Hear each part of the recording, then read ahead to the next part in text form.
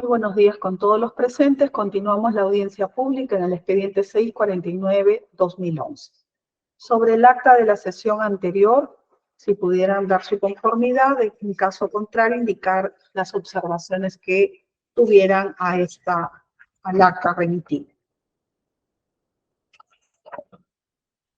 Bien, entiendo que no hay observaciones al acta de la sesión anterior, por lo que de conformidad con el artículo 291 del Código de Procedimientos Penales, se procede a su aprobación y suscripción.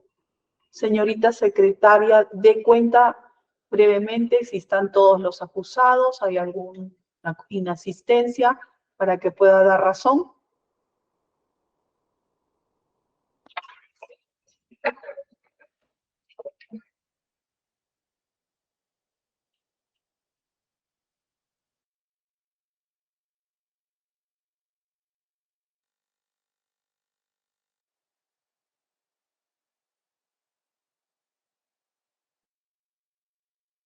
Está presente el señor secretario Guamán. El señor Antonio Guamán deberá verificar la concurrencia de los acusados e indicar al tribunal si están todos presentes o con las salvedades a los que se ha dispensado su concurrencia ya desde sesiones pasadas por motivos de salud. Entiéndase el señor Hermosa Ríos y el señor Salazar Monroe. Bien. ¿Hay despacho? ¿Puede dar cuenta del despacho, señorita asistente? Sí, doctora, un momento, por favor.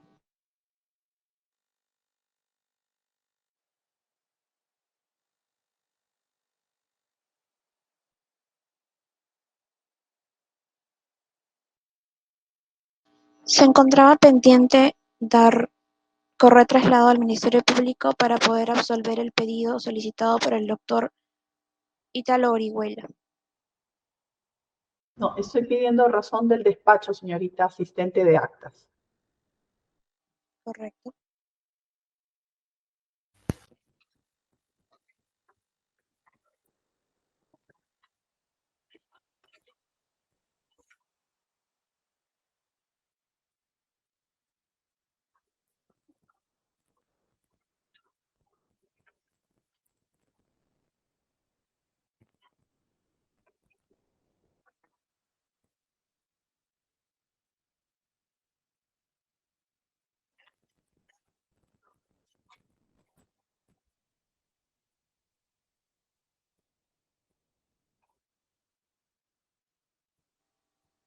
Para la presente sesión, doctora, tenemos el documento 808-2024, mediante el cual se interpone recurso de nulidad contra la resolución judicial que declara infundada la excepción de naturaleza de acción.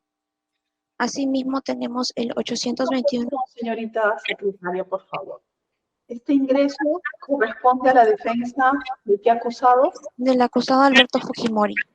Ya, el señor abogado por el acusado Fujimori, el doctor Riera, entiendo. Correcto, el doctor Elio Riera. Doctor Elio Riera, para que pueda brevemente oralizar su pedido, por favor, su fundamentación, brevemente, doctor.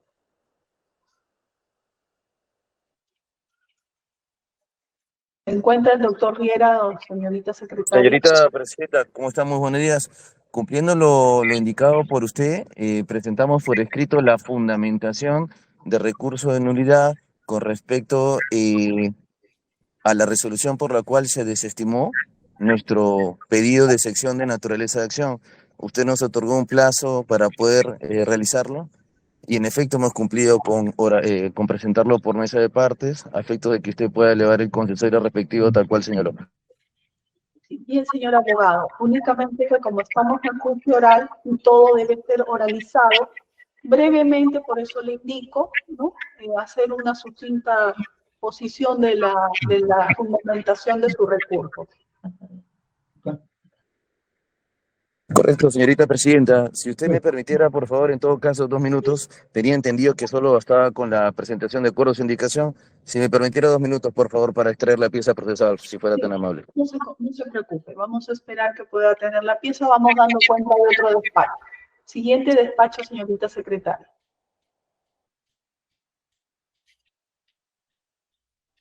Correcto, señora presidenta. Tenemos el documento 821-2024, mediante el cual se fundamenta recurso de nulidad contra la resolución judicial que declaró infundado el pedido de exclusión del procesado Alberto Fujimori presentado por el doctor Elio Riera. Ya. Siguiente despacho. Documento 822-2024, mediante el cual se solicita se tenga presente que por error material con respecto al incidente de excepción de naturaleza de acción es una aclaración que presenta también el doctor Elio Riera. Ya, vamos a dar el tiempo para que el doctor tenga el recurso. Siguiente despacho. Correcto. Documento 876-2024, oficio 126-2024, MPFN Unclifor, remitido por la Medicina Legal del Ministerio Público, correspondiente al señor Salazar Monroe.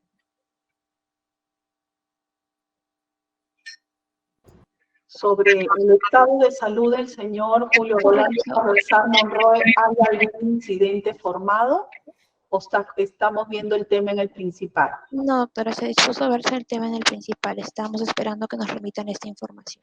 Ya, entonces, como no hay incidente formado, porque no hay pedido expreso de la defensa, únicamente en cuanto a suspensión del juicio para efectos de por enfermedad, ¿no? Indicando que la defensa ya se ha señalado que de conformidad con nuestro ordenamiento procesal, la defensa debe concurrir en tanto informar hasta el momento en que el señor Julio Salazar Monroe pueda concurrir a este plenario, y estando pendiente que la señorita fiscal pueda pronunciarse al respecto sobre una suspensión solicitada por la defensa, se ponga a conocimiento del Ministerio Público de la Defensa de la parte civil el documento de medicina legal para los traslados correspondientes sobre este pedido de suspensión. Bien, siguiente documento, señorita secretaria. Correcto, señora presidenta. Documento 906-2024, el cual contiene el oficio de 000078-2024, remitido por el INPE-SEREC, mediante el cual comunica cumplimiento de traslado del señor Vladimiro Montesinos. Bien, téngase presente y agréguese a los antecedentes. Siguiente. Documento 965. Lo contiene oficio de 00088-2024 INPE-SEREC, mediante el cual también informa de traslado del señor Montesinos. Igualmente, con el oficio de 00077-2024 del INPE-SEREC se tenga presente y se agregue a los antecedentes. Siguiente. Documento 965-2024, oficio de 00088-2024, INPE-SEREC, mediante el cual remite cargo de notificación al interno Vladimiro Montesinos Torres. Ya. Le pido, señorita asistente de actas, que pueda hablar un poco más fuerte y verificar el audio, porque hay momentos que su vocalización no es entendible, ¿no? Entonces, por mi parte, verifico que su oficio número de igual 00088-2024 del INPE, igualmente del SEREC, sobre el traslado del acusado Vladimiro Montesinos, igualmente se tenga presente y se agregue a sus antecedentes. Siguiente. Correcto, señora presidenta. ¿Se me escucha mejor ahí? Se escucha con eco y hay un sonido fuerte. Parece que hay problemas con tu audio. Correcto. Oficio de 00087-2024 INPE-SEREC, mediante el cual remiten cargo al suscrito Vladimiro Montesinos Torres, quien se encuentra recluido en el base naval SEREC. Igualmente, que se agregue a sus antecedentes el referido oficio con los cargos respectivos, se tenga presente. Siguiente. Documento 967-2024, mediante el cual remiten la doctora Mónica Santa Cruz Mamani, apersonándose al proceso, siendo defensa técnica necesaria, Defensoría Pública del señor Julio Chucky Aguirre. La doctora Mónica Santa Cruz, por favor, para que se acredite en audiencia. Entiendo que en la sesión pasada ya concurrió la doctora. Correcto, doctora. Se ha cumplido con ingresar promesa de partes dicho documento. Ya, pero hubo la acreditación, sino para Sí, doctora. doctora, ya se acreditó. Ya se acreditó, correcto. Se tiene presente la regularización del documento por mesa de partes, pero como ya se tiene acreditada la doctora Mónica Santa Cruz Mamani únicamente, que se continúe conforme a su designación. Siguiente documento. Documento 1895-2024 que contiene el oficio 33-2024 MPFN presentado por el Ministerio Público, mediante el cual remiten documentación relacionada a la ampliación de extradición del procesado Wilmer Yarleque Ordinola. Estando el documento del Ministerio Público, la señorita fiscal puede indicar de qué se trata esta documentación. Sí, muy buenos días, señorita presidenta, con todos los presentes. Efectivamente, el Ministerio Público ha cumplido con lo dispuesto por su judicatura en la sesión del 11 de enero del 2024, respecto del cual se solicitó que por intermedio del Ministerio Público se solicite a la Oficina de Cooperación Judicial Internacional información sobre la existencia de alguna disposición final o resolución final respecto al trámite de extradición, de ampliación de extradición referente al ciudadano Wilmer Yarleque Ordinola, quien se encuentra, en este caso, acusado por el delito de asesinato en referencia al caso Pativilca.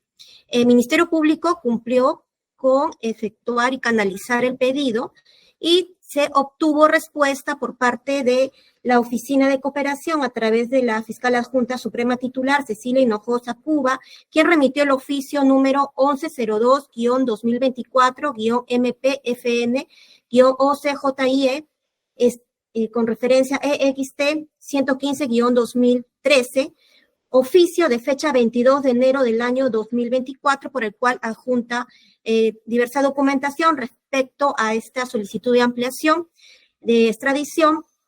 Y en dicho documento en sí se indica que mediante la nota diplomática de fecha del 2 de marzo del año 2017, el Departamento de Estado de los Estados Unidos de América comunicó que se encontró suficiente evidencia probatoria para eximir la aplicación de especialidad por los cargos contenidos en la citada solicitud ampliatoria, lo cual refiere, dicha unidad, que constituye el pronunciamiento final por parte de las autoridades de los Estados Unidos de América, lo que implica que el órgano jurisdiccional competente se encuentra facultado desde el año 2017 para procesar a Wilmer Yarleque Ordinola por el delito de homicidio calificado, asesinato por alevosía, lesa humanidad, en agravio de John Gilbert Calderón Ríos y otros, respecto al expediente 649-2011. Por lo cual se ha corrido traslado de esa documentación, se ha adjuntado y se ha remitido a vuestra judicatura para los fines correspondientes. Señorita magistrada. Bien, doctora, entiendo que hubo un cuestionamiento de la defensa sobre esta ampliación de extradición. Efectivamente. Bien. Sí, entonces, hubo un escrito que ya lo realizó la defensa también, por el cual pidió que se vea en este juicio, ¿no? Si existía una resolución o si se había resuelto el tema de la ampliación de extradición respecto al señor Yarleque Ordinola. Específicamente, doctora, en relación al cuaderno de extradición que entiendo en su momento fue elevado a través del Ministerio de Justicia, el cuaderno en sí está, obra aún en Estados Unidos o están a la espera de la remisión, porque no tenemos nosotros el cuaderno. Lo que han dado respuesta es que desde el 2017, al pedido que se generó para que emitan pronunciamiento allá las autoridades, en su oportunidad de la sesión anterior también oralicé la documentación que nos hizo llegar en anterior ocasión la unidad de cooperación, en el cual que se había incluso dado respuesta a la misma coordinadora de la Sala Penal Nacional, tanto en marzo como en diciembre del 2017, y entre la documentación que se haya hecho llegar a través del asistente, se advierte que se elevó la solicitud con más de 3.000 folios aproximadamente, si no me equivoco, a las autoridades competentes, y es la autoridad competente que ha remitido la nota diplomática que también se ha juntado, la nota diplomática, y con esa nota diplomática, esa es la respuesta total respecto a lo que la autoridad de Estados Unidos responde que se exime de principio de especialidad, y por lo tanto es ese documento que autoriza a las autoridades de Perú poder procesar, juzgar a la persona de Wilmer Yarlequé Ordinola. Ese es el documento final. Bien, doctora, vamos entonces a correr traslado de toda la documentación remitida por su persona y también con lo que usted ha señalado en esta audiencia para que el señor abogado en la próxima sesión pueda indicar al tribunal y en su oportunidad el tribunal dar una respuesta al pedido que hiciera la defensa. Respecto a este pedido de la defensa, señorita secretaria, ¿se formó cuaderno?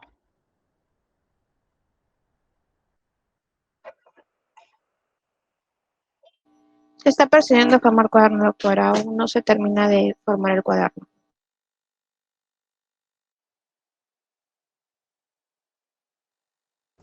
Pero el tribunal dispuso que se forme un cuaderno. Correcto, doctora. Está dispuesta a la formación del cuaderno. Bien, bien. Eso es lo que quería saber.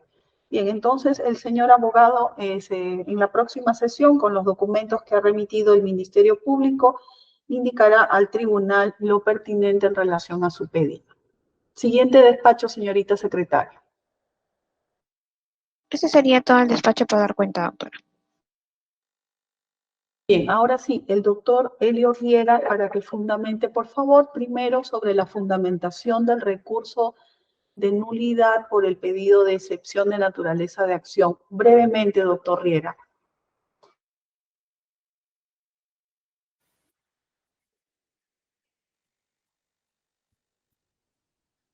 Muy buenos días, señorita presidenta, y buenos días, señores integrantes de esta ilustre sala. Buenos días con la señorita representante del Ministerio Público, con todas las partes procesales.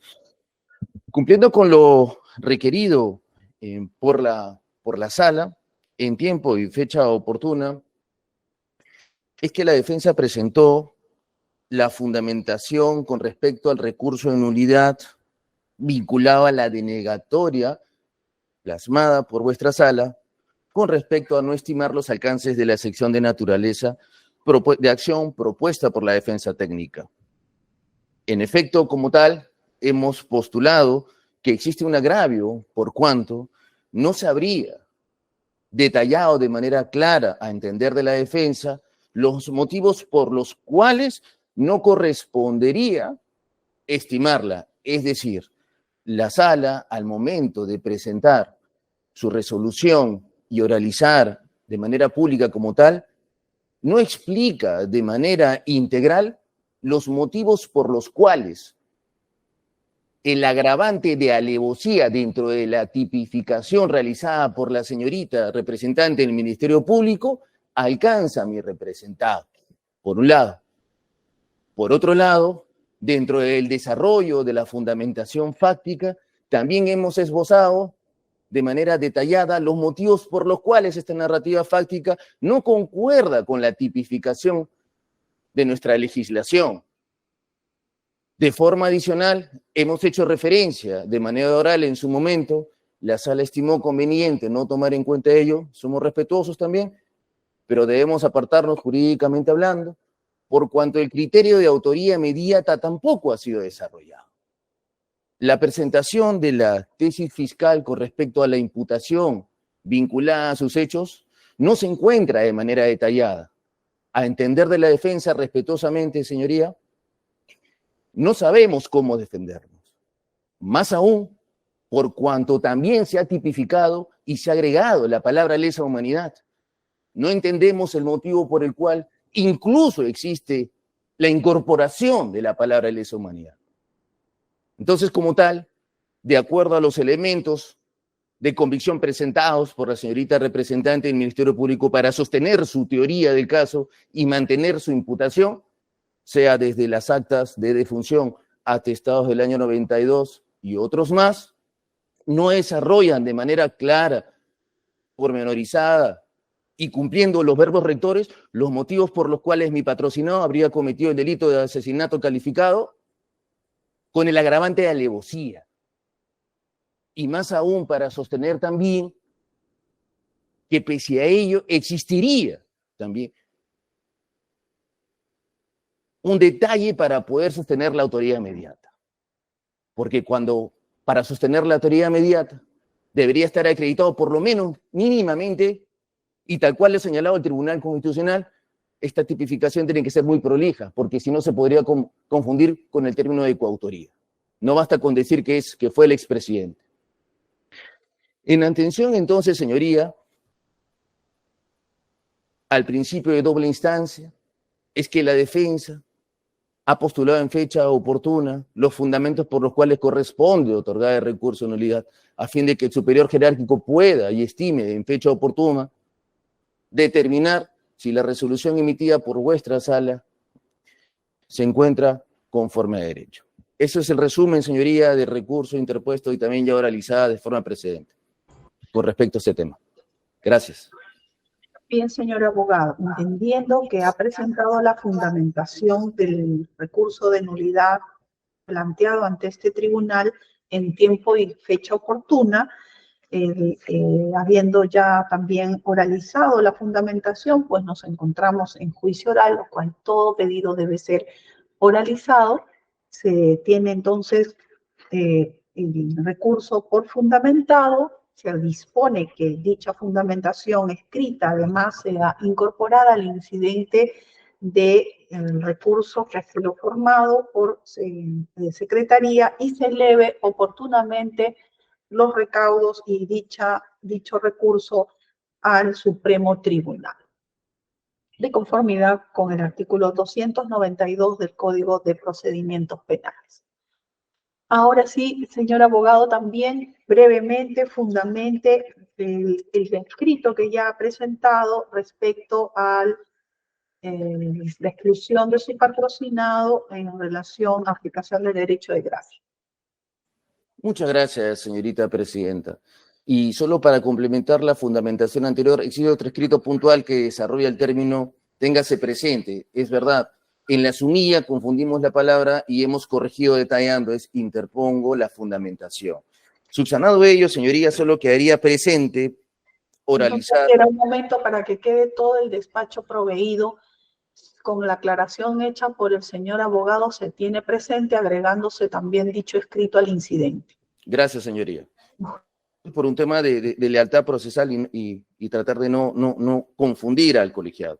De forma adicional, señoría, solamente quedaría presente oralizar el recurso de la fundamentación del recurso de nulidad contra la resolución judicial que vuestra sala estimó declarar finalmente infundado el pedido de exclusión de mi patrocinado al expresidente Alberto Fujimori con respecto a la aplicación del derecho de gracia.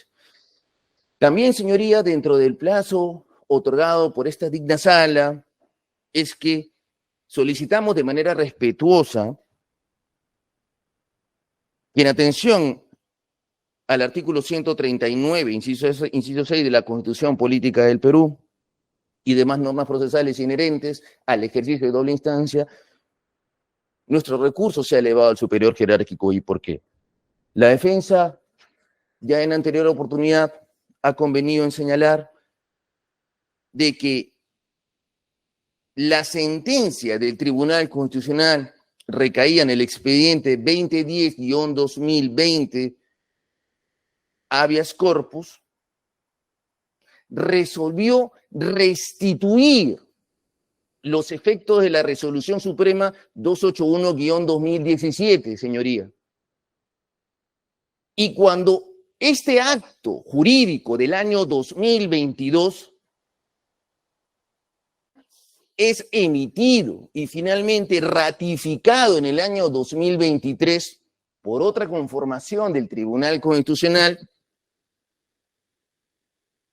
sustenta finalmente como eje principal que corresponde la restitución de los efectos y validez de la Resolución Suprema del año 2017 emitida por el expresidente Pedro Pablo Kuczynski. Y cuando nos remitimos a esta Resolución Suprema, señorita Presidenta, como tal, se permite identificar la restitución y el otorgamiento, no solamente del indulto humanitario, sino también del derecho de gracia. Es decir, el Tribunal Constitucional nos coloca nuevamente en el año 2017, señoría, fecha en la cual correspondería extinguir todos los procesos penales vigentes en ese momento, todos los procesos penales en los cuales el señor expresidente se encontraba finalmente investigado, todos los procesos penales por el derecho de gracia, por los cuales, por razones médicas, no convenía o no resultaba pertinente continuar. En efecto, se ha discutido aquí de manera muy prolija. Es verdad, en respeto al derecho de contradicción con mi colega, la señorita representante del Ministerio Público, los alcances, ¿por qué no correspondería? Somos respetuosos de ello, pero debemos de discrepar. Por cuanto si bien esta digna sala en el año 2018 declaró que no era aplicable el derecho de gracia, esta digna sala no tenía cómo conocer qué es lo que iba a pasar en el año 2022 y 2023, donde el máximo intérprete de la Constitución, por razones humanitarias, restituyó la validez de este acto administrativo, lo empoderó, lo ratificó como tal. Y en efecto, la conclusión, señorías, es que se ordenó la inmediata libertad del señor expresidente por razones humanitarias y razones médicas también.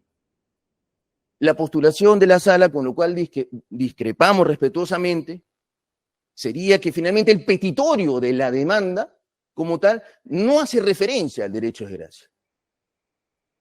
Justificación judicial que nosotros no compartimos, por cuanto el Tribunal Constitucional desarrolla de manera integral por qué corresponde el indulto humanitario y el derecho de gracia. Y la interpretación, y ese es el agravio principal que nosotros postulamos, es que la limitación de derechos no puede ser interpretada de forma restrictiva. No convenimos con señalar que, si bien en la demanda no se agregó la palabra derecho de gracia, no correspondería a aplicar. La restricción de derechos como tal tiene que ser analizada de manera sistemática, en función de una interpretación de normas. Nosotros consideramos por ello, señoría, que existiendo elementos por los cuales el Tribunal Constitucional, por lo menos en 3 declaraciones, en la primera, que otorgó la validez de la Resolución Suprema 281-2017, aunada al auto posterior por el cual correspondía señalar tanto al procurador del Poder Judicial, es decir, el Poder Judicial fue notificado e indicó que correspondía aplicar esta figura, y finalmente el auto indicó que no hay nada más que aclarar y que el mismo TC ejecutó, es un claro mensaje donde el máximo intérprete de la Constitución señaló que el derecho de gracia debería estar vigente. Motivo por el cual, señoría, nosotros respetuosamente nos hemos apartado del pronunciamiento de esta digna sala y atendiendo finalmente a la importancia del derecho de salud y la ley del adulto mayor, acreditado también con los reportes médicos que obran en ese expediente del Tribunal Constitucional que restituyeron la validez de esta resolución suprema, es que consideramos que nuestro pedido de exclusión tiene que ser amparado. Finalmente señalar, señoría, que también nos hemos apartado respetuosamente al criterio de entender de que el derecho a la verdad se encontraría afectado. Nosotros somos claros y enfáticos en señalar que las personas que han sido asesinadas son humildes, personas humildes, inocentes humildes, pero evidentemente el derecho a la verdad no se va a ver afectado si el señor expresidente acude como testigo a las diferentes audiencias para esclarecer la verdad y coadyuvar finalmente con la identificación de las personas que cometieron estos ilícitos. Pero de ahí a sostener que el señor expresidente tuvo alguna vinculación con respecto a la matanza de estos inocentes, consideramos que es un argumento por el cual no tiene que ser finalmente amparado el pedido por el cual se nos niega la exclusión. El derecho a la verdad no se encuentra afectado de ninguna manera. Hay mecanismos procesales por los cuales el señor expresidente puede estar presente y ayudar a esclarecer los hechos materia de este juicio. Por todo lo expuesto, señoría, y agradeciendo también porque esto ya ha sido oralizado previamente y de manera prolija se ha llevado al contradictorio, es que solicitamos que esto sea elevado al superior jerárquico conforme a ley. Muchas gracias. Bien, señor abogado, teniéndose entonces por oralizado la fundamentación de su recurso de nulidad, de conformidad con el artículo 139, inciso 6 de la Constitución Política y el artículo 292 del Código de Procedimientos Penales, se dispone tener por fundamentado el recurso y, habiéndose concedido el mismo, elevar en su oportunidad a la Corte Suprema de Justicia de la República. Bien, con ello entonces ya terminamos todo el tema pendiente. Ahora vamos a dar la señorita fiscal ante un pedido de la defensa, me parece que es la defensa, vamos a verificar. Documento presentado por el doctor Ítalo Jesús Orihuela Ore, pedido de desvinculación procesal a favor de los acusados Carlos Pichilingue Guevara y Nelson Carvajal García. Correcto. Entonces vamos a verificar sobre el pedido de desvinculación que hiciera el abogado de los acusados antes señalados. Señorita fiscal, para que se pronuncie. Bien, señorita magistrada, señora doctora. Efectivamente, vemos y hemos escuchado en la sesión anterior del 17 de enero del presente año que la defensa de los acusados Carlos Pichilingue Guevara y Nelson Carvajal García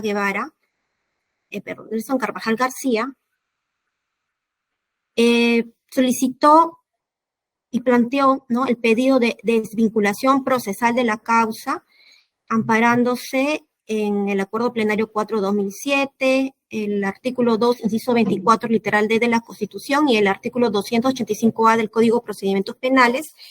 Voy a abordar algunos puntos respecto a lo que indica la defensa, empezando que respecto a la tesis de desvinculación procesal, ¿no?, planteada, debemos decir que no resulta compatible dicha tesis de desvinculación procesal con lo que ha señalado la defensa, tanto en forma escrita como oral, por cuanto no concurren los requisitos o supuestos en los que podría operar dicha desvinculación procesal, pues está aludiendo, plantea esta institución indicando que existe una errónea tipificación. Al respecto, nos preguntamos cuándo se puede plantear esta tesis por errónea tipificación, y podemos señalar que se podría aplicar esta tesis de desvinculación procesal por errónea tipificación cuando concurren los requisitos que señala ¿no?, la norma y la jurisprudencia. Entre ellos se tiene la homogeneidad del bien jurídico tutelado, la inmutabilidad del hecho y de las pruebas del proceso, y esta desvinculación se puede dar en el juicio de tipificación, por ejemplo, en el auto de enjuiciamiento, en el auto de apertura de instrucción o en el desarrollo del mismo juicio oral antes de la acusación fiscal o la requisitoria oral, siempre que el hecho fáctico haya sido mal tipificado. Por ejemplo, si se han encuadrado los hechos en un ilícito penal erróneamente de peculado y cuando en realidad es un delito de malversación de fondos, por decir, es el caso que el juez puede plantear esta tesis de desvinculación, pues existe inmutabilidad de los hechos y las pruebas y se garantiza la homogeneidad de bienes jurídicos. O sea, el juez puede encuadrar los hechos al delito correspondiente, ¿no? Esto en mérito a esa tesis, pues consideramos que no resulta, no concurre en los supuestos.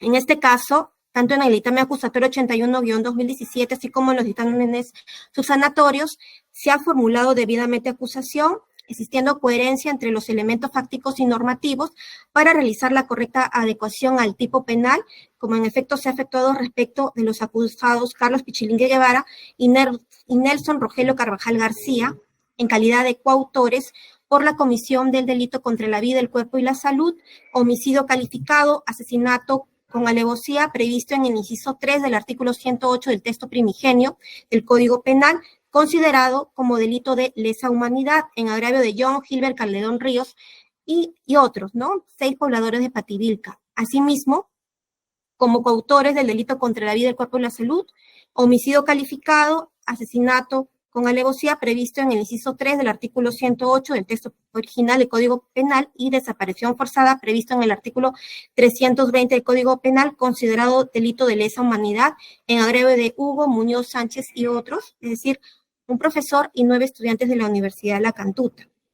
Se ha descrito ya en sesiones anteriores cuál ha sido la conducta que se les imputa a estos acusados, por cuáles se le ha imputado estos delitos de asesinato.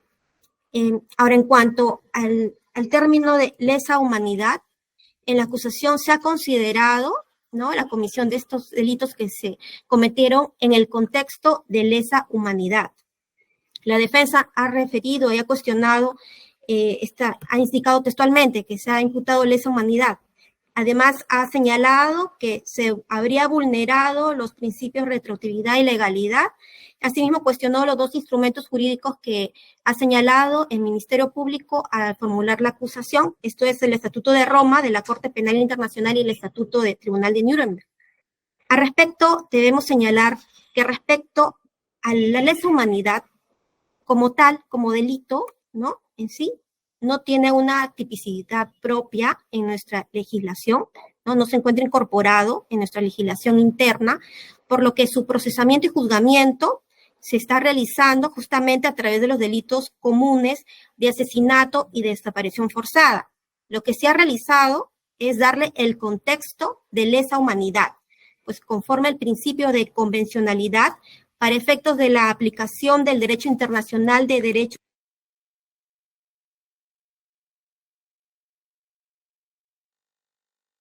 Se le fue el audio. Su audio, doctora. Se apagó su audio. Tienen que prenderlo. Justo cuando estaba explicando los principios. Sí, correcto. Muchas gracias. Y precisamente señalaba que respecto al tema de lesa humanidad, pues se ha aplicado el principio de control de convencionalidad para efectos de aplicar el derecho penal, ¿no?, internacional de los derechos humanos en el derecho interno, por lo cual se le ha dado este contexto de lesa humanidad y se ha plasmado en la acusación, para lo cual se han considerado los instrumentos internacionales, el Estatuto, ¿no?, de Roma, de la Corte Penal Internacional, también el Estatuto Tribunal de Nuremberg, ¿no? En la acusación se ha mencionado, en el caso del Estatuto de Roma, se ha aplicado lo previsto en el artículo 7.1, y asimismo en el Estatuto Tribunal Internacional de Nuremberg se ha hecho mención precisamente a lo previsto, ¿no?, al inciso C sobre crímenes contra la humanidad, que contempla el asesinato y actos inhumanos cometidos contra la población civil ante la guerra o durante la misma, sumado al cuarto principio de Nuremberg, principio delitos enunciados a continuación son punibles como delito internacional. Menciona dicho estatuto los delitos contra la humanidad, el asesinato y actos inhumanos cometidos contra cualquier población civil, ¿no? Lo que se ha hecho es aplicar este principio de convencionalidad para darle este contexto, para lo cual se considera estos instrumentos internacionales donde se recogen precisamente los conceptos que ya existían y eran reconocidos internacionalmente en el momento de los hechos, ya se encontraban reconocidos por el derecho internacional consuetudinario. Como hace más de 60 años, esta denominación, estos conceptos se venían desarrollando y han ido evolucionando en el tiempo.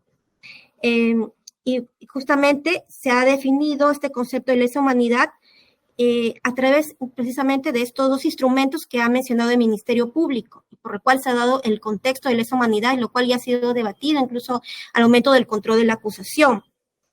Además, debemos señalar que en la tesis acusatoria y con respecto al contexto de lesa humanidad se ha aplicado el principio pro homine para efectos de una interpretación extensiva que brinde mejor protección de los derechos humanos y reconocimiento de los derechos protegidos en la norma del derecho internacional. Asimismo, el principio jus cogens para su incorporación e interpretación del derecho penal internacional respecto a lesa humanidad en el derecho penal interno, por lo que el marco normativo internacional en materia de derechos humanos y el contexto de lesa humanidad se encuentra arreglada a ley. No se vulnera el principio de legalidad, pues se ha tipificado debidamente la conducta que se imputa a estos acusados en la descripción típica de los delitos de asesinato y desaparición forzada, dándole el contexto de lesa humanidad existente reconocido internacionalmente. Ahora, también ha referido la defensa ha hecho referencia respecto a que no se habría practicado un peritaje grafotécnico, un documento denominado Plan de Operaciones Zipango, indicando la defensa que a través de ese plan habría ejecutado el Grupo Colina, entre ellos su patrocinado Pichilingue Guevara como jefe administrativo, quien desde dicha posición ordenó a sus subordinados, entre ellos el agente Nelson Carvajal, para ejecutar los asesinatos de los pobladores de Pativilca y los estudiantes de la Universidad de La Cantuta, ¿no? Esto es lo que ha referido en los argumentos la defensa para plantear esta tesis de desvinculación procesal, y lo que esboza la defensa pues hace referencia a un medio probatorio que ha servido, menciona a la defensa, para tipificar el delito, por lo que indica que se afecta el proceso en cuanto a la tipificación del delito. Y debemos señalar que este documento pues es uno de los varios documentos, prueba documental ofrecida en los medios de prueba, y bueno, será materia precisamente del juicio oral que se debata y se dé la valoración correspondiente, ¿no? Pero no guarda relación con esta tesis de desvinculación que está planteando la defensa. Además, debemos señalar que ya en el caso de la sentencia de caso Barrios Altos del Cantuta, se estableció incluso como hecho probado, entre otros. Se le fue el audio, señorita fiscal. Sí. Se le fue el audio, doctora. Nuevamente, doctora. Ahora sí, sí. Correcto, dije disculpas. Sí, entonces señalaba, señora magistrada, que respecto a este documento que ha sido utilizado en los argumentos por la defensa para plantear la tesis de desvinculación procesal, es un medio probatorio, uno de los que será materia de actuación probatoria en el juicio. Además, mencionaba que sobre dicho documento existe una sentencia, ¿no?, previa, el caso Cantuta, Barrios Altos, respecto del cual ya se ha indicado que se ha probado que el principio, el objetivo de la organización fue desbaratar el aparato político del grupo subversivo Sendero Luminoso. Luego, la evaluación del contexto conllevó a que dicho grupo de poder, liderado por los acusados Montesinos Torres, Hermosa Ríos, Salazar Monray y Rivera Olazo, decide el cambio de objetivo, la eliminación sistemática de mandos militares y de personas sospechosas de pertenecer al grupo terrorista Sendero Luminoso, para cuya materialización se elaboró un plan al que se denominó Zipango, que diseñaba una operación especial de inteligencia de largo alcance, instituyéndose sobre tal base la conformación de un destacamento especial de inteligencia autodenominado Colina. Y como refería, ya será materia de la actuación probatoria y la valoración que se pueda dar a este documento en su oportunidad, al amparo de la normativa vigente, ¿no?, los artículos 261, 262 y 283 del Código de Procedimientos Penales, ya se dará la valoración que corresponda. Y que, por lo tanto, dicha alegación, así como la alegación que se hizo respecto a que el patrocinado de la defensa, Pichilingue Guevara, no habría efectuado calificaciones al personal, son temas y aspectos que no se condicen tampoco con la tesis de desvinculación procesal, y queda a salvo del derecho de la defensa a realizar las alegaciones que correspondan en la oportunidad, en la etapa correspondiente. Por lo tanto, el Ministerio Público debe señalar que los fundamentos expuestos por la defensa de los acusados Pichilingue Guevara y Nelson Carvajal García no se condicen con dicha tesis de desvinculación. Por lo tanto, solicitamos que se declare improcedente lo solicitado por la defensa respecto a la desvinculación procesal peticionada. Bien, señorita fiscal. El señor abogado Ítalo Orihuela, sobre este traslado. Gracias. ¿Quiere agregar, doctor? Sí, señora presidenta, si me permite. Gracias por la dúplica sobre lo planteado por el Ministerio Público. Vamos a ser muy puntuales. En primer lugar, señora presidenta, la defensa quiere dejar constancia que el Ministerio Público no solo es el responsable de la acción penal o lo que está planteando en su teoría del caso, sino también es el defensor de la legalidad, tal y conforme lo dispone la Constitución Política del Estado. En esa línea, sobre lo primero que plantea, ¿no?, manifiesta que de acuerdo toma como referencia el tema del principio de control de convencionalidad y además también el principio pro hominem. Al respecto, la defensa de Carlos Pichilín y Nelson Carvajal manifiesta que la misma Corte Interamericana de Derechos Humanos indica, ¿no?, en una jurisprudencia que no puede interpretar nuestro derecho interno. Eso es por un lado. Y por otro lado, en la sentencia de Castillo Petrucci versus Perú del año 99, párrafo 40, indica lo siguiente: las sentencias Corte Interamericana de Derechos Humanos no tienen la calidad de una sentencia penal y que solamente se limitan a establecer la responsabilidad de los estados. Por lo tanto, lo que ha planteado el Ministerio Público no corresponde, toda vez que estamos hablando de un tema de tipificación penal y no tiene nada que ver con una responsabilidad de los estados, porque ya eso se determinó en la Corte Internacional de Derechos Humanos.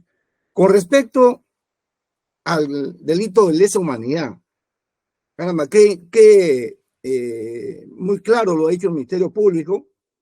Dice: en nuestro país, como Estado soberano, el año supuestamente de los hechos no tenía una tipificación sobre los supuestos delitos de lesa humanidad. Lo he hecho bien claro, no tenía tipificación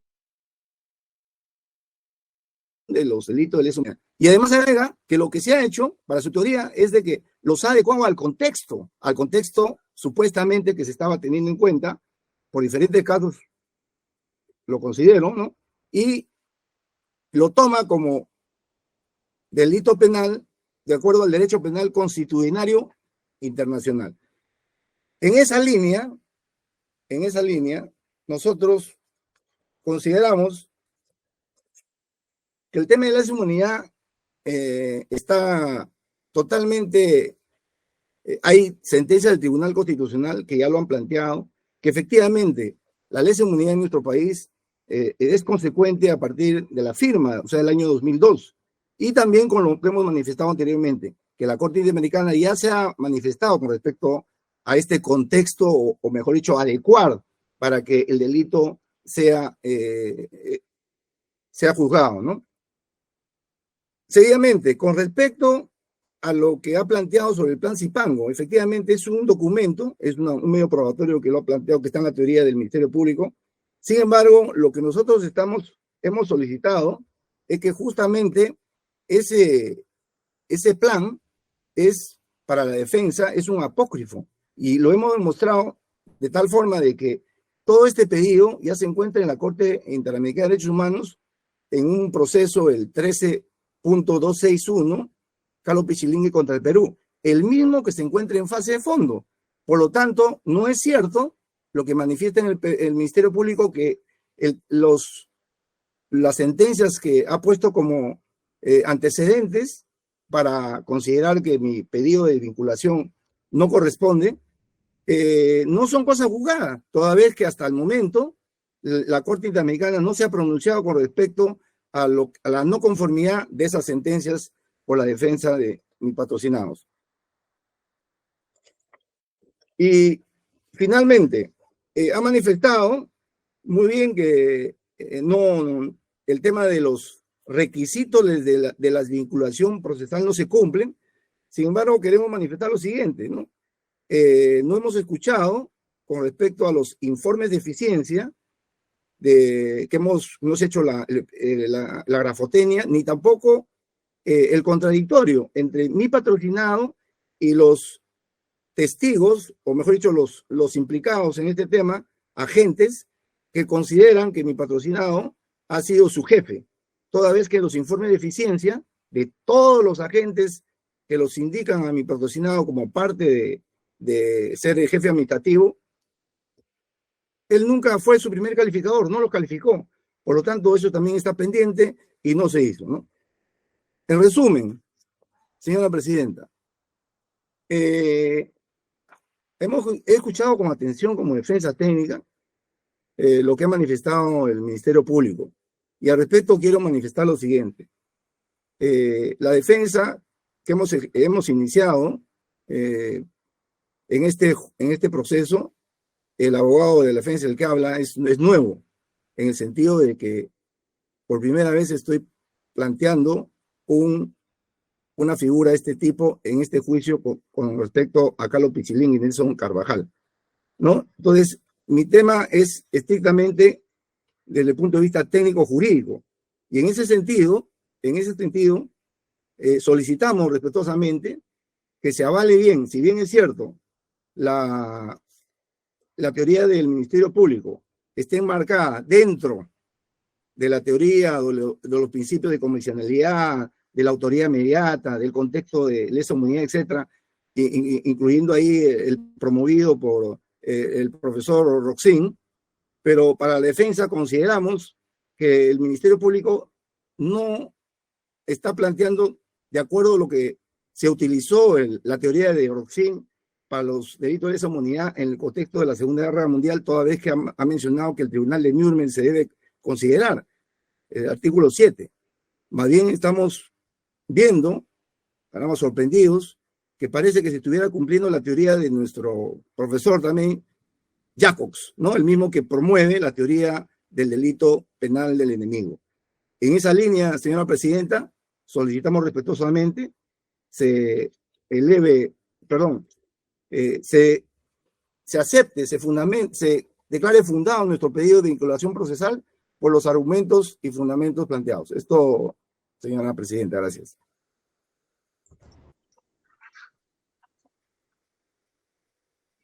Bien, entiendo, señor abogado, para poder resolver con exactitud el pedido que usted está planteando, es que esta desvinculación procesal usted la requiere al tribunal al inicio del juicio.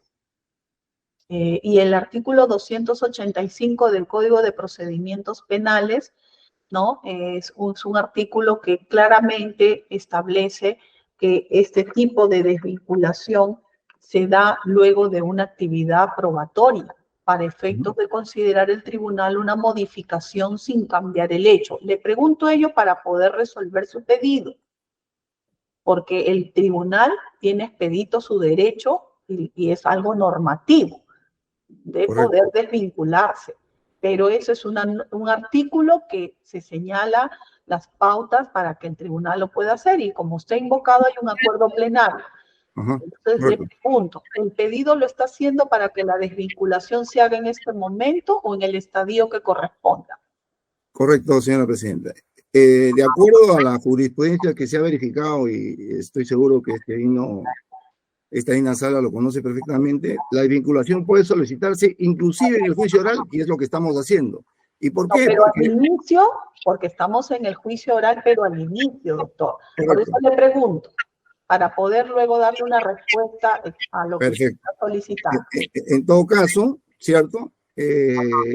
Los medios probatorios que estamos planteando que justamente han sido impugnados en su debida oportunidad, vale decir el plan Zipango, los informes de eficiencia, no hubo contradictorio con los agentes que los indican a mi patrocinada, no se han realizado, por lo tanto, todas esas irregularidades han sido impugnadas. No es, hasta ahora se mantiene pendiente un recurso de nulidad o oposición que planteamos y que después de 2 años la Corte Suprema hasta ahora no lo resuelve, sobre todo sobre el tema del plan Zipango, si efectivamente es un apócrifo y por qué no se cumplió con los informes de eficiencia. Eso está pendiente. En todo caso, en el transcurso del juicio, a medida que se vaya viendo estos temas de medios probatorios que hemos planteado, se pronuncie esta Ina Sala. Correcto. Sobre el pedido de desvinculación, algo que desea señalar la parte civil o el tercero civilmente responsable.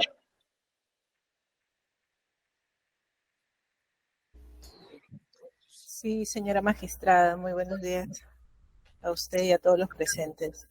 En referencia a lo planteado por la defensa, aunarme a los argumentos del Ministerio Público y solamente aclarar que ya la Fiscalía ha señalado con claridad que el proceso no es por lesa humanidad, es en el contexto de lesa humanidad, y en ese sentido la Fiscalía ha argumentado, digamos, por qué lo hace en un contexto de lesa humanidad.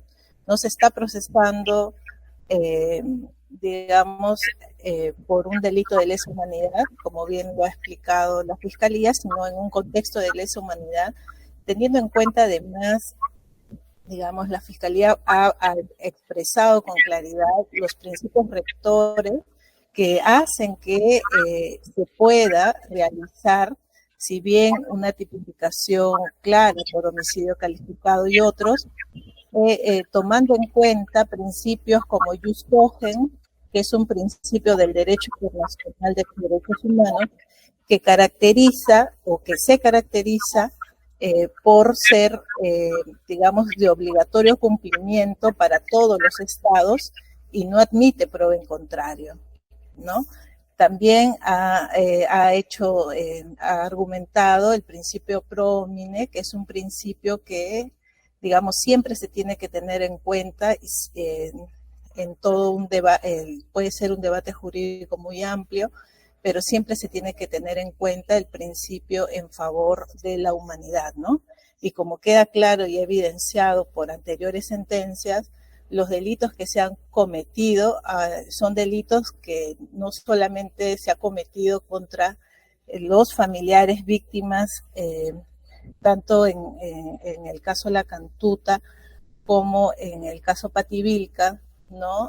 Donde los agraviados han sido John Gilbert Calderón y otros, y en el caso de La Cantuta los 9 estudiantes y el profesor, sino que la gravedad y la forma como se han cometido estos delitos en realidad configuran una ofensa a la humanidad, ¿no?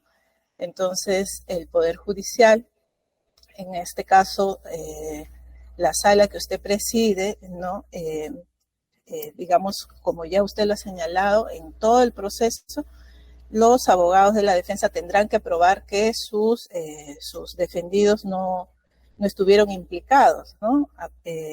Pero todavía es una petición, que tienen derecho a la petición, como en todo, ¿no?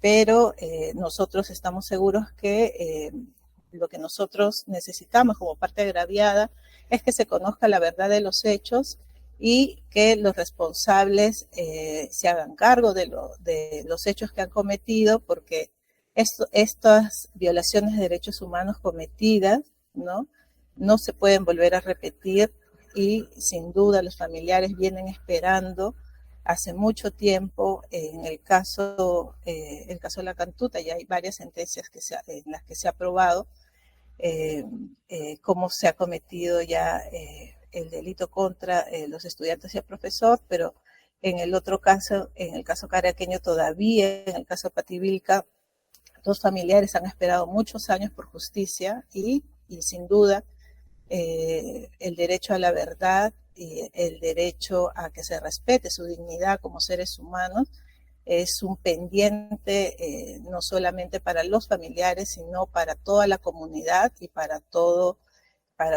la sociedad peruana, ¿no? Por eso nosotros consideramos que se debe declarar improcedente el pedido de la defensa. Bien, la parte tercero civilmente responsable, señor procurador. Sí, señora presidenta, buenos días con todos. Solo para adherirme, ¿no?, a lo que ha expuesto el abogado de la defensa y agregar solamente respecto a este control de convencionalidad, por la cual el Ministerio Público señala de que ha hecho un control de convencionalidad entre el Estatuto de Roma, el Estatuto de Nuremberg y las normas internas del Perú. Sin embargo, en este control de convencionalidad debió de integrarse también, ¿no?, el acuerdo de los Estados partes para el Estatuto de Roma, que viene a ser el reglamento del Estatuto de Roma, en la cual se señalan los elementos, ¿no?, que ayudarán a la Corte a definir cuándo un hecho concreto puede considerarse como crimen de lesa humanidad. Estos elementos son de necesaria aplicación, porque uno de ellos, por ejemplo, dice de que el perpetrador tiene que haber tenido conocimiento, ¿no?, de los hechos dentro de un crimen de lesa humanidad. Y si no tenía conocimiento, pues entonces no puede ser considerado como crimen de lesa humanidad. ¿Y por qué lo dije así? Porque el Estatuto de Roma, en su artículo 15, si no me equivoco, señala bien claro, precisa, de manera expresa, de que el Estatuto de Roma entra en vigencia a partir de su aprobación. El mismo Estatuto de Roma lo señala de esa manera. En consecuencia, no hay nadie, ningún jurista, nadie que pueda interpretar esta disposición tan precisa. Consecuentemente, si alguien lo interpreta, lo estaría tergiversando o estaría desnaturalizando la norma. Por tal razón, consideramos de que en ese control de convencionalidad debió integrarse este acuerdo de las dos partes para el Estatuto de Roma aprobado en el año 2002. Eso es todo. Muchas gracias, señora presidenta.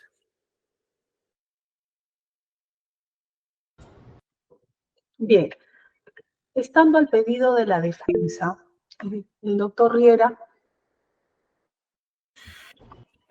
Señoría, disculpe, ¿me concede un minuto? ¿Sobre el mismo pedido, doctor? Así es, señoría. Ya, le concedo el término, doctor. Muchas gracias, señoría. Solamente para ser muy breve con respecto a este tema. Y es importante porque el pronunciamiento de esta digna sala va a ser histórico. Nosotros desde el inicio, como tal, e incluso investigados y procesados el día de hoy, desde los penales, le pidieron a Fiscalía que precise el motivo por el cual se incluye la palabra lesa humanidad. Y es claro, señoría, porque incluir esta palabra de manera a entender de la defensa forzada, incluso de los procesados, lógicamente, genera una contravención al principio de imputación necesaria, porque no saben cómo defenderse. Eso es lo que se presentó desde un comienzo. Incluso los procesados advirtieron ello. Y esto se encuentra registrado como tal. No queremos que se tome como un criterio obstruccionista, de ninguna manera, no, por el contrario. Nosotros como defensa, y entiendo que la demás defensa lo que buscan es defenderse bajo un criterio de igualdad de armas. Vea usted, señoría, lo que sucedió hace poco, y esto también es de público conocimiento, en el proceso de amparo expediente 36134-2022 Lambayeque, emitido por la Corte Suprema de Justicia de la República, Sala de Derecho Constitucional y Social Permanente. ¿Qué pasó, señoría? Recientemente se declaró nulo finalmente todo hasta la autoapertura de instrucción. Y justamente la tipificación era la misma, porque una cosa es cometer delitos, pero otra cosa, o tipificar estos delitos, porque es labor del titular de la acción penal perseguirlos y somos respetuosos de ello, pero otra cosa es incluir la palabra lesa humanidad sin justificar el porqué. Y el día de hoy ha quedado claro nuevamente, porque le dicen a usted en el contexto de lesa humanidad, pero no nos dicen el porqué. Y es por ello también de que la Corte Suprema, en dicho pronunciamiento recientemente por el caso de esterilizaciones forzadas, como tal, declaró nulo el auto de apertura de instrucción. Recientemente. Entonces, no queremos que se tome esta actitud como obstruccionista, de ninguna manera. Si se tiene que investigar, el derecho a la verdad es permanente y constante y somos respetuosos de ello. Podremos discrepar en mi caso que el señor presidente pueda ser procesado o testigo. Yo considero que debería ser testigo. Ya está mi causa como tal apelada y tendrá que verse en su momento. Y con respecto a este tema, lo que las defensas, o entiendo por lo menos el suscrito, tengo que hacerlo por lealtad procesal, es que no basta con decirle a usted que en el contexto de lesa humanidad, más aún cuando en el momento de la comisión de los hechos, y es lo más importante, esto como tal no estaba tipificado, sino fue después. Fiscalía lo acaba de decir de manera pública y a nivel nacional. Lo estoy incluyendo porque de forma posterior apareció. Entonces, si permitimos que la regla sea que los delitos puedan también encontrarse optimizados de manera posterior sin tener una base legal primigenia, estamos contraviniendo reglas básicas del derecho del debido proceso.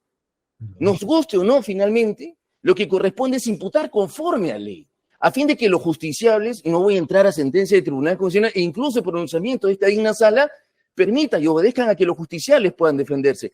Por eso es que nosotros solicitamos en ese momento, y usted, como con sabia sabiduría, usted le dijo a Fiscalía, jamás lo voy a olvidar, para que Fiscalía, de considerarlo, precise. Y Fiscalía lo que hizo respetuosamente mi colega fue leer durante 1 hora y 21 minutos su acusación. Hasta el día de hoy nosotros como defensa no sabemos por qué se incluye la palabra lesa humanidad bajo un test de convencionalidad que no nos dice cómo lo ha aplicado porque Fiscalía lo vuelve a leer y lo segundo, más aún, porque es una inclusión de manera entendemos nosotros equivocada por cuanto esta figura como tal apareció después. Nos guste o no nos guste. Los hechos que son presuntamente investigados aquí, en función al derecho a la verdad, datan del año 92. No podemos finalmente utilizar una figura que data del año 2002 para aplicarlo de forma retroactiva. Eso es contravenir una regla básica, entiendo yo, del derecho a imputación necesaria, pero lo más importante, al criterio fundamental de respeto al debido proceso. Con esa salvedad, señoría, y aprovechando nuevamente la observación de la defensa, es que es importante que Fiscalía precise por qué lo hace. Y no basta con decir en función al criterio de convencionalidad, sino hay que desarrollarlo como tal.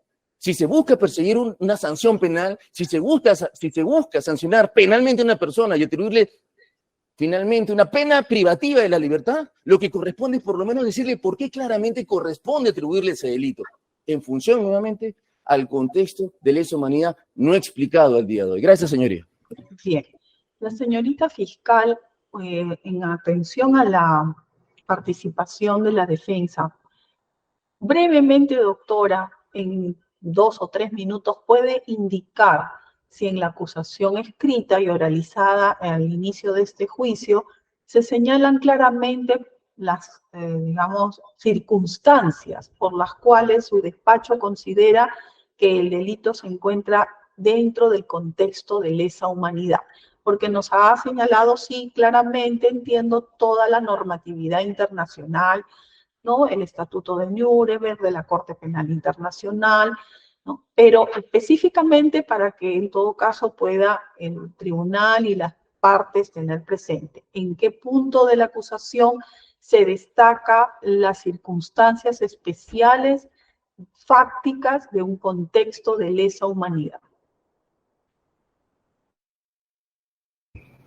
Sí, señorita magistrada, debemos mencionar que en el dictamen acusatorio y en los diferentes dictámenes subsanatorios también, ante las observaciones, se ha planteado y se ha explicado por qué se han aplicado estos instrumentos internacionales para dar el contexto de lesa humanidad. Véase, por ejemplo, en el dictamen 81-2017, por ejemplo, en la página 137 de dicho dictamen, en el ítem 7, hacia adelante, se explica la norma aplicable, asimismo, por qué se ha dado el contexto de lesa humanidad en el literal C. Se precisa, asimismo, en el dictamen 67-2019, también se hace una precisión, se explica sobre el contexto de lesa humanidad en diversos argumentos, en la página 7, 8, 9, se desarrolla la aplicación de lesa humanidad. Asimismo, en otro dictamen, también el 23 el dictamen 84-2021, asimismo, se puede observar que también se hace una referencia sobre estos dos instrumentos internacionales, ¿no? En la página 18, hacia adelante, hasta la 20, 21.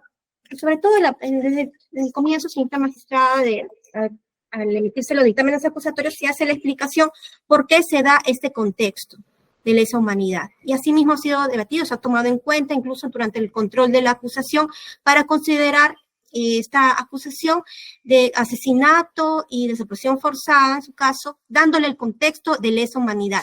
Por cuanto ya existían estos conceptos desde hace más de 60 años, estaban previstos en el derecho constitucional y es por ello que el Ministerio Público los ha acogido y estamos aquí en este juicio dándole este contexto de lesa humanidad.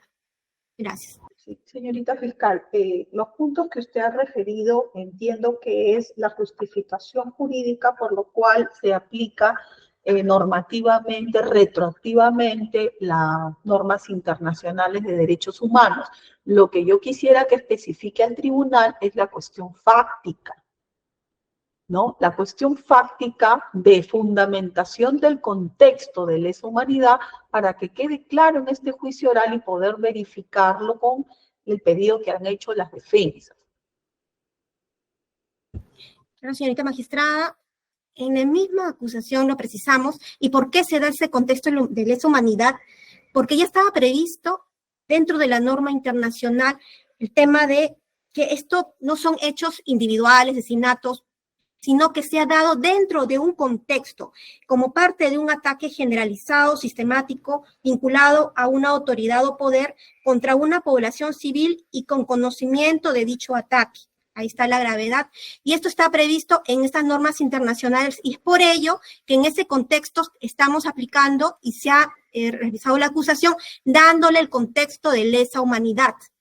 Es el motivo en concreto que se ha dado el contexto de lesa humanidad. Un ataque generalizado y sistemático que viene desde el poder a base de un plan armado desde el poder para eliminar fuera de la ley a presuntos elementos terroristas. Ese es lo central de haberse dado este contexto de lesa humanidad. Y eso está señalado en la acusación. Gracias. Bien, el doctor Orihuela levantó la mano. Doctor, brevemente, 1 minuto. Sí, puntual, señora presidenta, gracias. El Ministerio Público, por respecto al dictamen fiscal número 67/2009 del 2019, contradice su versión por lo siguiente, con la actual, ¿no? Con la que ha planteado ahora. En el que hay oportunidad para rechazar el pedido de mi patrocinado de cumplimiento de condena de 20 años por el caso Cantuta. Sostuvo que la sentencia en el foro militar no era válida por la justicia militar. ¿Por qué? Porque estaba subordinada al Poder Ejecutivo y carecía de objetividad. En conclusión, en ese dictamen, el Ministerio Público, en resumen, dice: ningún militar puede juzgar a hechos de asesinatos cometidos por ciudadanos. En esa línea nos preguntamos cómo ahora sí plantea el Tribunal de Nuremberg, si también ha sido militar. Entonces, se contradice. No es posible que para el caso anterior desestima la sentencia de la Cantuta por un tribunal militar y que le puso 20 años a mi patrocinado. No ha sido, o sea, no ha habido ahí ningún tema de que el Poder Ejecutivo lo favoreció y nada por el estilo. Ese juzgado tribunal cumplió con lo que estaba planteado en ese momento. Entonces se contradice con respecto a ese dictamen fiscal. Es todo lo que queríamos agregar, señora presidenta. Gracias. Bien. El doctor Riera está levantando la mano únicamente porque ha intervenido. Entiendo que también como defensa está interesado en el tema y se adhiere entonces al pedido. Doctor Riera. Señoría, muy brevemente nada más. El día de hoy, respetuosamente, tengo que dejar constancia de que nuevamente se leen dictámenes. El modelo es mixto, señoría. Venimos aquí a oralizar. Si yo viniera aquí nuevamente a leer escritos anteriores, pues ustedes no tendrían como magistrados los elementos necesarios para resolver. Nuevamente, la señorita representante del Ministerio Público lee dictámenes que se contradicen uno con respecto de otro. Me auno y me adhiero a lo señalado por el señor Ítalo Orihuela. Además, de manera, y dejar constancia de ello, mi sorpresa con respecto al desconocimiento, de manera respetuosa, tengo que decirlo con la señorita representante del Ministerio Público con respecto a los alcances del Tratado de Nuremberg. A ver, estamos en un contexto, en este caso... Ya le concedí la palabra brevemente. Sí, termino. Gracias, señoría. ¿Sí? Por favor. Termino nada más. Con respecto al tema, al tema del Tratado de Nuremberg, señoría, es artículo 1 y 2, o sea, en el contexto de guerra, O sea, en el contexto de guerra, finalmente tendría que plasmarse aquí en la acusación como tal, el contexto de guerra. Bien, ahí es donde vamos a generar mayor incidencia, doctor Riera. Gracias, señoría. A el pedido. Bien, autos y vistos en la presente causa penal seguida contra Vladimiro Montesinos Torres y otros por delito de homicidio calificado en agravio de John Gilbert Calderón Ríos y otros. Atendiendo al pedido de la defensa del abogado Ítalo Jesús Orihuela Oré, abogado defensor de los acusados Carlos Pichilingue Guevara y Nelson Carvajal García.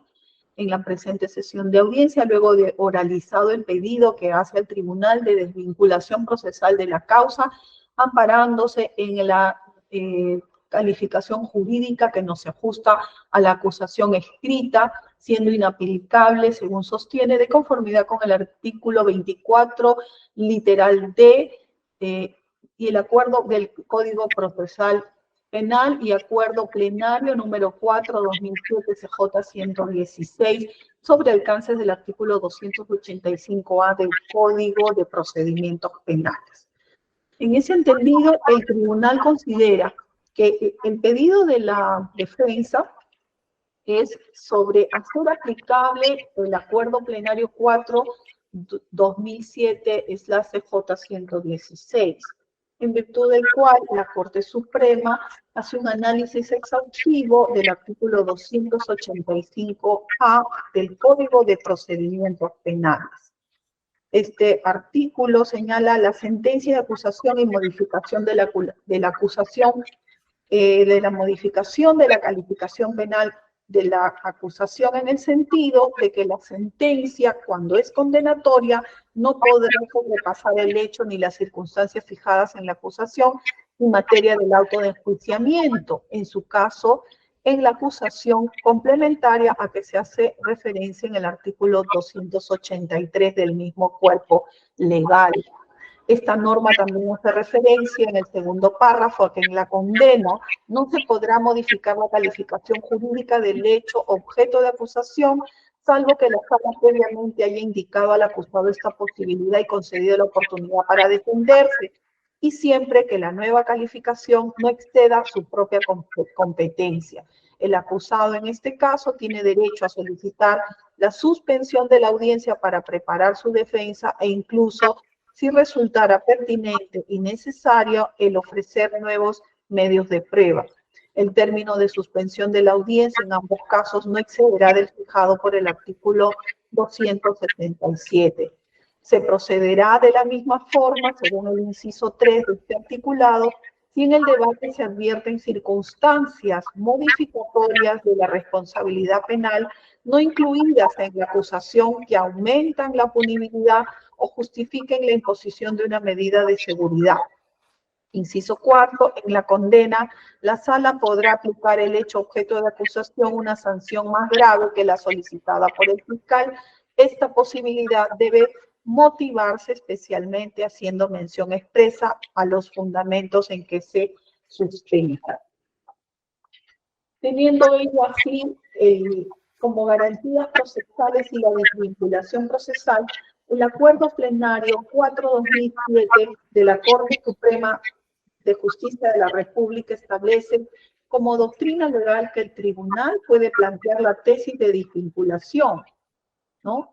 Esta no será necesaria si la tipificación es propuesta expresa o implícitamente por la defensa, como sería en su momento que la defensa señale una desvinculación o una calificación diferente y que en el debate se pueda desarrollar esta diferente tipificación, porque lo que se exige en puridad, tanto en el acuerdo plenario como en las normas procedimentales, es que el debate y contradictorio sean amparados por el tribunal sin medio al ejercicio del derecho de defensa.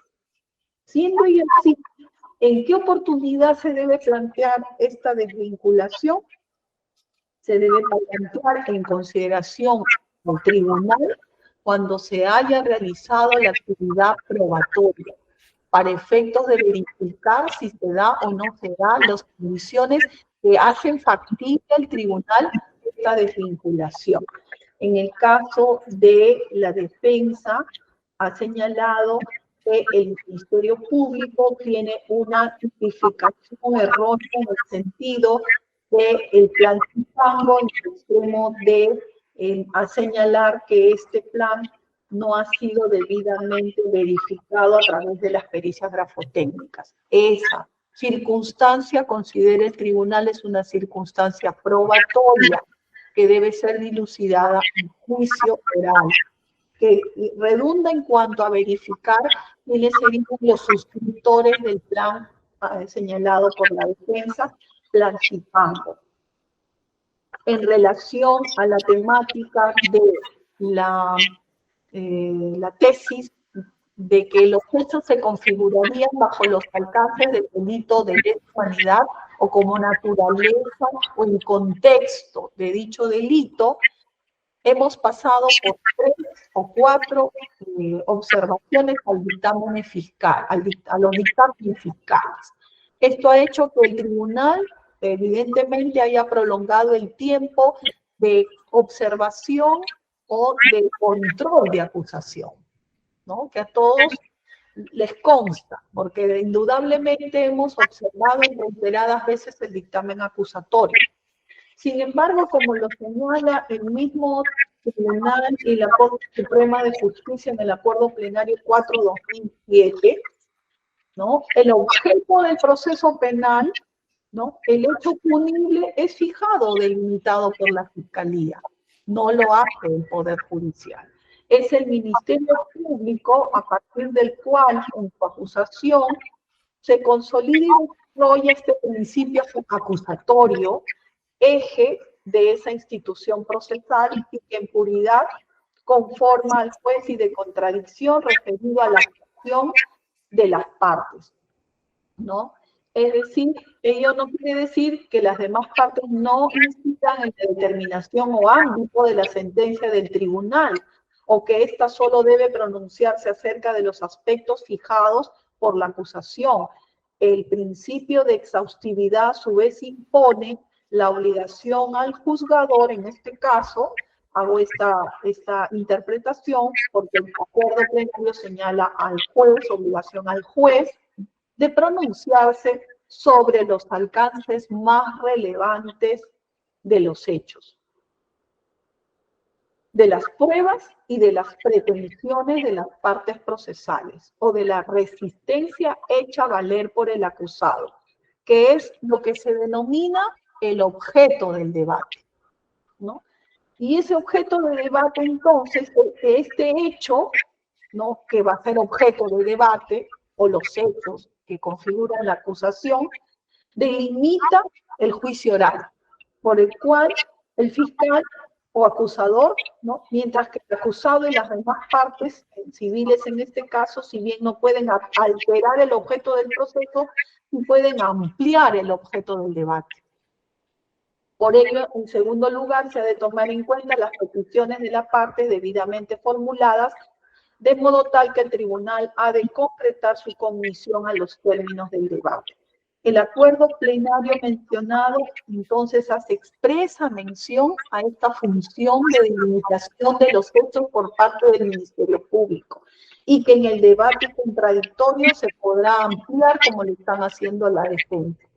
Por tanto, centrar en estos momentos, como se ha aclarado también por el señor abogado, y desvincular el tribunal a una situación probatoria que debe ser verificada en juicio, por cuanto el señor abogado incluso ha señalado que el tribunal está en la libertad de desvincularse porque es una facultad, y esta facultad no puede ser mellada por ninguna de las partes procesales. En ese sentido, y como quiera que el Tribunal Constitucional también tiene senda jurisprudencia, las cuales a pie de página se considerarán, en el sentido de que el contexto de lesa humanidad debe ser adicionalmente materia de probanza en un caso como el que nos ocupa, ¿no? Es función entonces en el debate que se podrá verificar esta situación plasmada también por el Tribunal Constitucional en su oportunidad. Siendo ello así y considerando que dependerá del debate a que se someta el juicio oral, planteado en este caso por la defensa y con una respuesta del Ministerio Público en aras a las garantías de la tutela judicial efectiva, se tendrá entonces, se decide lo siguiente: tener presente el pedido de desvinculación de la defensa para que en su estadio correspondiente este tribunal haga uso de las facultades que le confiere el artículo 285A del Código de Procedimientos Penales. 2. Dar una respuesta efectiva respecto a la posibilidad de actuación de pruebas conforme al planteamiento acusatorio para la acreditación o no acreditación del contexto planteado por el Ministerio Público señalado por esa humanidad. Tercero, tener presente los argumentos jurídicos de las partes para en su oportunidad dar una respuesta a si el contexto de nuestra humanidad transgrede o no transgrede el principio de retroactividad benigna que todo justiciable tiene derecho, y que si este principio, al amparo del principio de legalidad, también en la actividad que se despliegue en este proceso y en el debate que se despliegue, tiene su fundamentación conforme lo señala las partes. En este caso, aplico el artículo 271 del Código de Procedimientos Penales, y la decisión, conforme ya se ha señalado, se dará en la sentencia. Bien, y ahora sí, pasamos a lo que corresponde a la conclusión anticipada. El señor abogado Riera conferenció con su defensa, con su patrocinado, respecto a los alcances de la conclusión anticipada.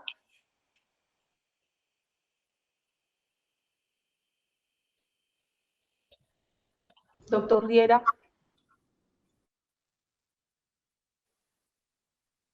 Señoría. Le consulto si conferenció con su patrocinado sobre los alcances de la conclusión anticipada. Señoría, nosotros hemos conferenciado y definitivamente no nos vamos a acoger a la conclusión. Queremos demostrar la inocencia del señor expresidente en cada acto que vaya a hacer la digna sala. Correcto, doctor. El señor acusado entonces, Alberto Fujimori debe indicar al tribunal si se acoge o no expresamente conforme lo indica su señor abogado. Señor Fujimori.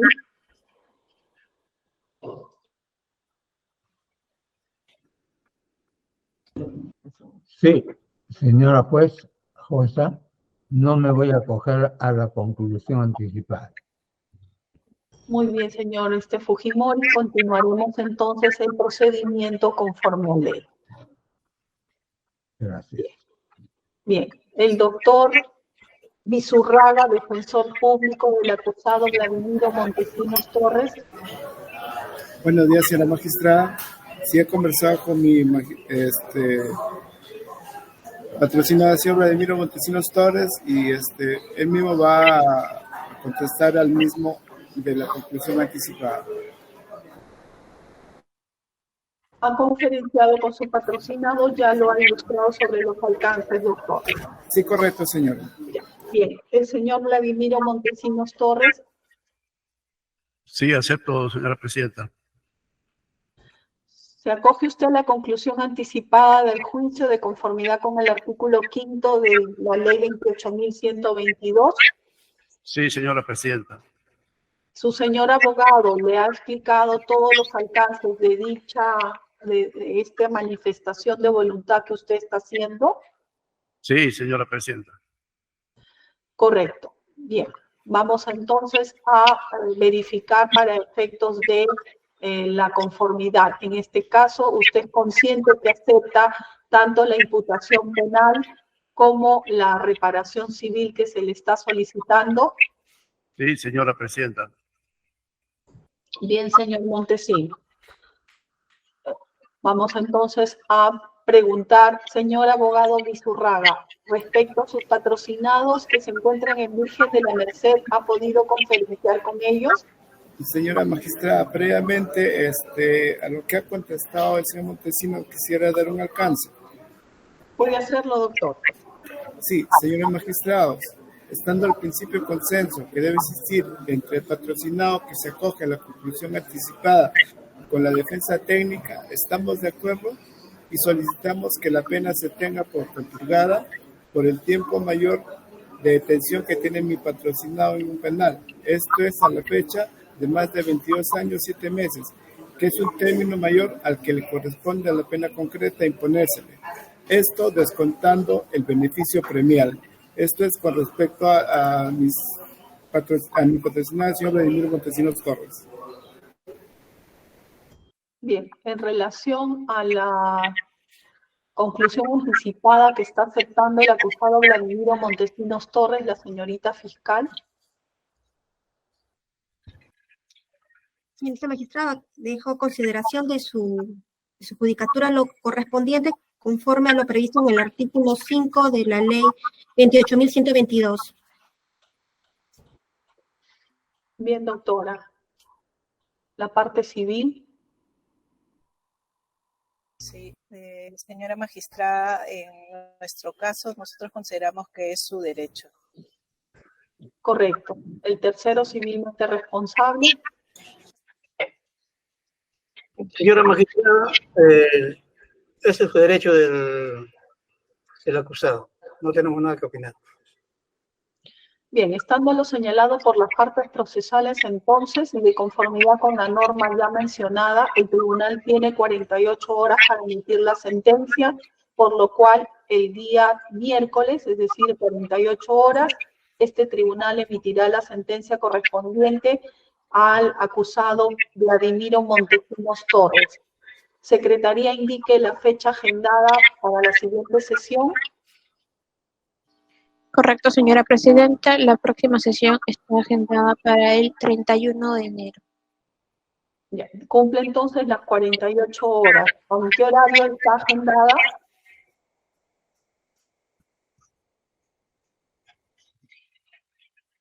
A las 11 de la mañana, doctora. 11 de la mañana. Bien. Verifico entonces que no hay objeciones ni debates sobre ninguno de los puntos alternos a la conclusión anticipada, y en ese sentido el tribunal tiene expedito el derecho que le asiste al acusado, como ha indicado, y verificará los antecedentes de este en atención al tiempo de carcelería.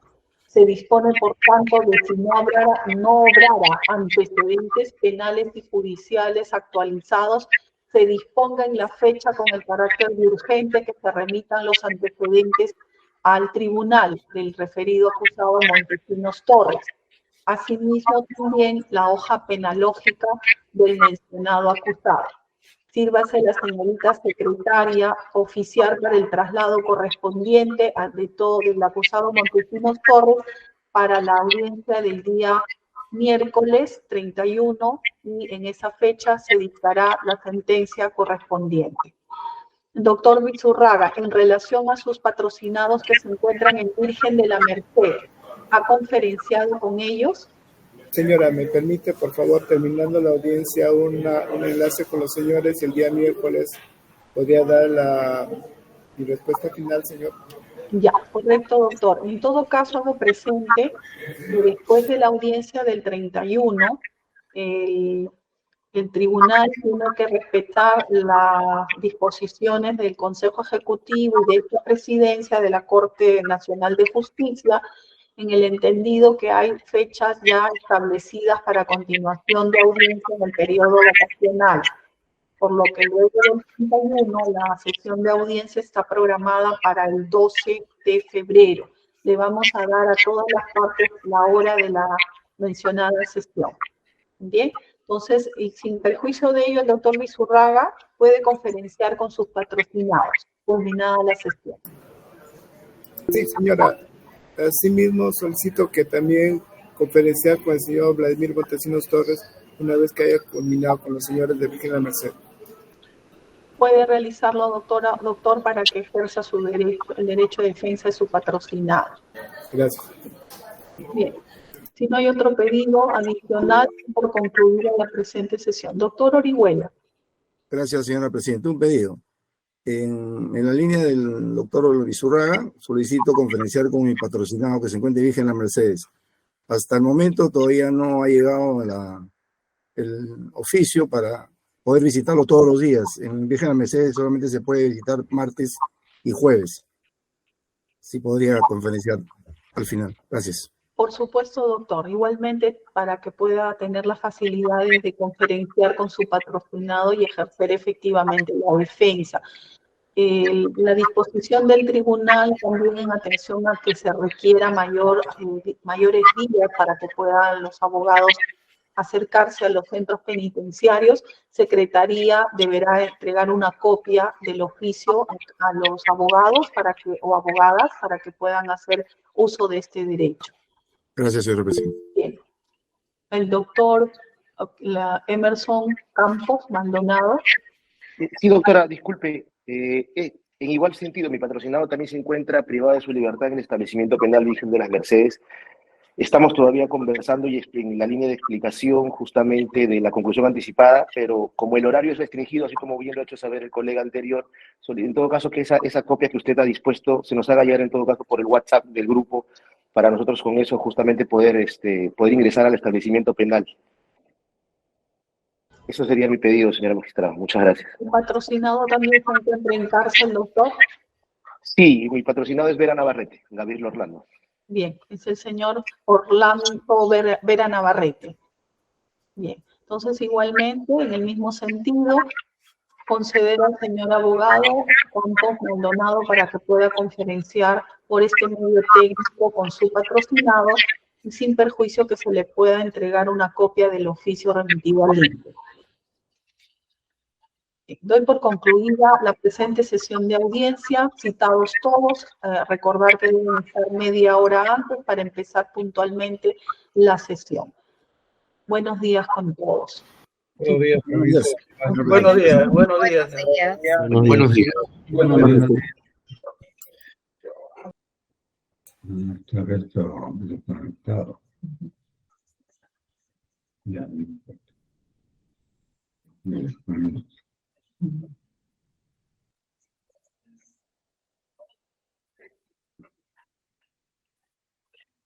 Virgen de las Mercedes.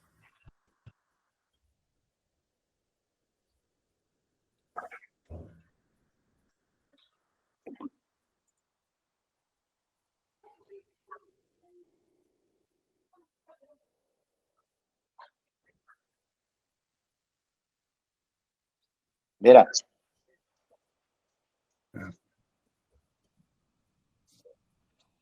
Doctor Vizurraga. ¿Cómo está? Buenos días. Doctor Orihuela. ¿Cómo está, doctor? Doctor Vizurraga, ¿cómo está? Doctor, hay que esperar que apague lo que están grabando, doctor. Ya, Okay. está bien, gracias. Está grabando.